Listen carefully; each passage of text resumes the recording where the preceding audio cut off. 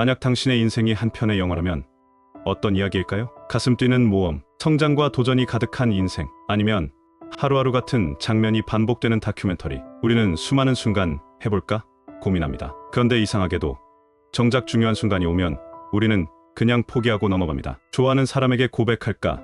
거절당하면 어쩌지? 새로운 도전을 해볼까? 괜히 시작했다가 실패하면 어떡해? 내가 진짜 원하는 삶을 살아볼까?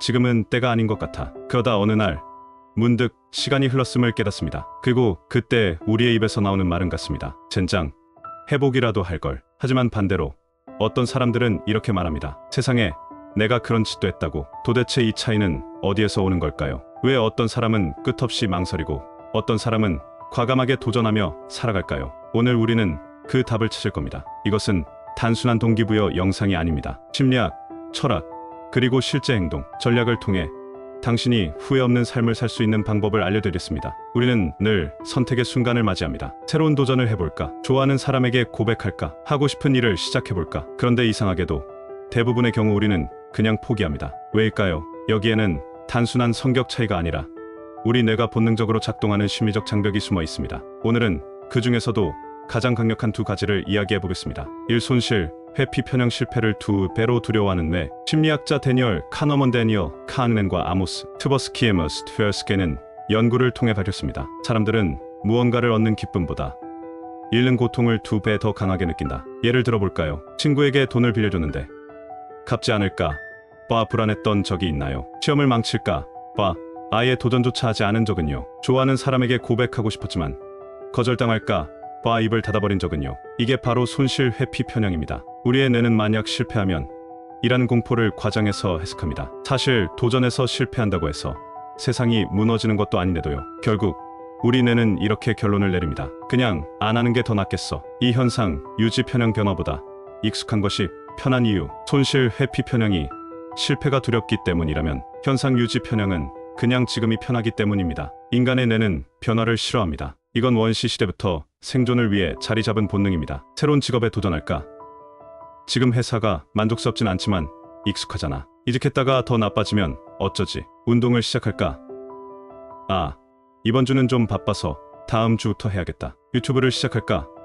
뭘 찍어야 할지 모르겠어. 좀 더 준비하고 나중에 시작하자. 이렇게 우리는 계속 미룹니다. 그리고 미루는 동안 기회는 우리 손을 떠나갑니다. 결국 우리는 어느 날 이렇게 말하게 되죠. 젠장, 해보기라도 할 걸. 그렇다면 도전하는 사람들은 뭐가 다를까? 모두가 손실을 두려워하고 익숙한 것에 머물고 싶어 합니다. 그런데 어떤 사람들은 이 본능을 뛰어넘고 과감하게 도전하며 살아갑니다. 그 차이는 어디에서 오는 걸까요? 우리와 도전하는 사람들은 뭐가 다를까요? 그들은 실패를 두려워하지 않는 초인적인 존재일까요? 아닙니다. 그들도 두렵습니다. 우리와 똑같이. 하지만 딱 한 가지가 다릅니다. 그들은 실패를 해석하는 방식이 다릅니다. 1. 실패를 끝이 아니라 다음 단계로 본다. 토마스 에디슨은 전구를 발명하기까지 1000번이 넘는 실패를 했습니다. 그런데 그는 이렇게 말했죠. 나는 실패한 게 아니다. 단지 작동하지 않는 1000가지 방법을 발견했을 뿐이다. 여기서 중요한 개념이 있습니다. 바로 성장형 사고방식입니다. 심리학자 캐럴 드웩은 연구를 통해 밝혔습니다. 고정형 사고방식을 가진 사람은 실패를 한계로 받아들이지만 성장형 사고방식을 가진 사람은 실패를 배움의 과정으로 여긴다. 우리가 어릴 때 자전거를 배울 때를 떠올려 보세요. 처음에는 넘어지고 무릎이 까지고 온몸이 성할 날이 없었죠. 하지만 그때 나는 자전거를 못하는 사람이야 라고 포기하지 않았습니다. 그저 연습하면 탈 수 있겠지라고 믿었고 결국 그렇게 됐습니다. 그런데 어른이 되면 어떨까요? 작은 실패를 경험할 때마다 난 이걸 못하는 사람이구나 라고 단정 지어버립니다. 하지만 도전하는 사람들은 다릅니다. 그들은 실패를 끝이 아니라 다음 단계로 봅니다. 이 안전한 실패가 아니라 진짜 도전을 선택한다. 우리는 종종 실패해도 괜찮아 라는 말을 듣습니다. 하지만 도전하는 사람들은 실패를 받아들이는 것들 넘어 자신을 밀어붙이는 진짜 도전을 선택합니다. 예를 들어볼까요? 세계적인 코미디언 케빈 하트는 처음 무대에 섰을 때 관객들은 웃기는커녕 야유를 퍼부었습니다. 그는 너무 충격을 받아 다시는 무대에 서지 않겠다고 생각했지만 몇 주 후 다시 무대에 올랐습니다. 왜일까요? 그는 실패해서 도망친 게 아니라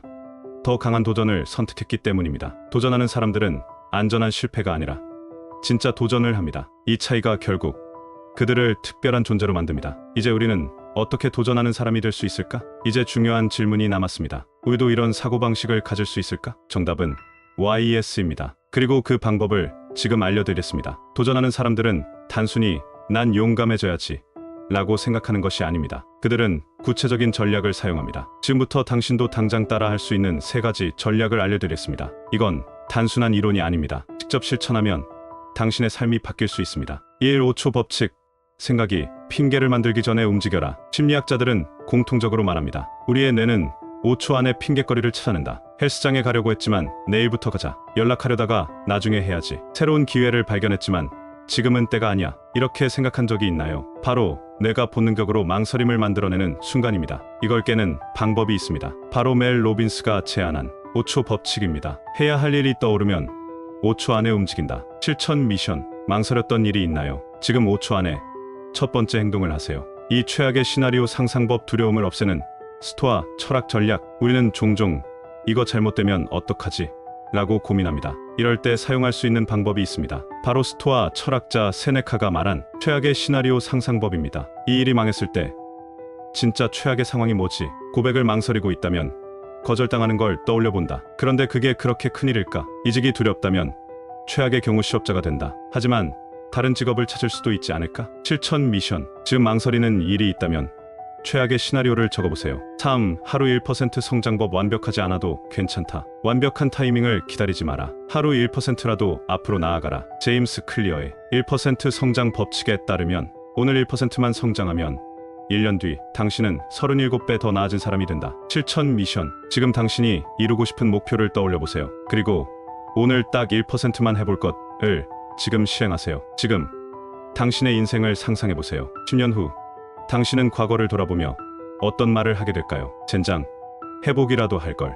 아니면 세상에 내가 그런 짓도 했다고. 이 차이는 어디에서 생길까요? 바로 오늘 이 순간 당신이 무엇을 선택하느냐에 달려 있습니다. 우리는 모두 두려움을 느낍니다. 망설이고 미루고 합리화합니다. 하지만 단 한 번의 선택이 당신의 인생을 완전히 바꿔놓을 수도 있습니다. 이제 당신의 차례입니다. 지금 이 영상을 보고 떠오른 도전이 있나요? 그렇다면 5초 안에 첫 번째 행동을 하세요. 해야 할 일이 있다면 지금 바로 시작하세요. 망설였던 도전이 있다면 지금 당장 움직이세요. 이뤄뒀던 목표가 있다면 지금 행동하세요. 그리고 댓글로 적어보세요. 나는 지금 당장 이 도전을 시작하였다. 지금 적어두세요. 그리고 몇 달 뒤, 몇 년 뒤 다시 와서 확인하세요. 그때 당신은 어떤 기분일까요? 그때 내가 움직였기에 내 인생이 바뀌었다. 이제 선택은 당신의 몫입니다.